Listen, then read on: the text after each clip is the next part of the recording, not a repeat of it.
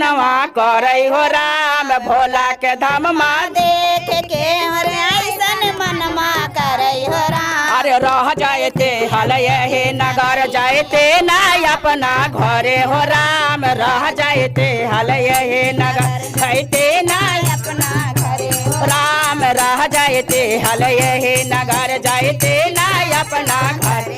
पंडा जी अलग जगावेले शंकर जी डमरू बजावेले अलग जगावेला शंकर जी डमरू बजावे। अरे शंकर बाबा के नगवा के मलवा देख के डरवा लगई हो राम शंकर बाबा के नगवा के मलवा देख के डरवा लगई हो राम रह जाते हल यही नगर जाते ना अपना घरे हो राम रह जाते हल यही नगर जाते ना अपना घरे हो भोला के धाम माँ देख के मोर ऐसन मनमा करई हो राम। भोला के धाम माँ देख के मोर ऐसन मनमा करई हो राम। अरे रह जाते हल यही नगर जाते ना अपना घरे हो राम रह जाते हल यही नगर जाते ना अपना घरे हो पंडा जी अलग जगावेले शंकर जी डमरू जावेले। अरे पंडा जी अलग जगावेले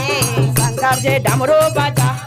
अरे शंकर बाबा के नगवा के मलवा देख के डरवा लगई हो राम। शंकर बाबा के डिम डिम डमरुआ नाचे के मनवा करई हो राम शंकर बाबा के डिम डिम डमरुआ नाचे के मनवा करई हो राम। रह जाते हल यही नगर जाती ना अपना घरे हो राम रह जाते हल यही नगर जाती ना अपना घरे हो भोला के धाम माँ देख के मोर ऐसन मनवा करई हो राम भोला के धाम माँ देख देख के मरे ऐसन मनवा करई हो राम रह जाते हल भोला नगर जाते ना अपना घरे हो राम रह जाते हल भोला नगर जाती ना अपना घरे हो पंडा जी अलग जगावेले शंकर जी डमरू बजावेले बजावेले बम्बा जी डमरू बजा।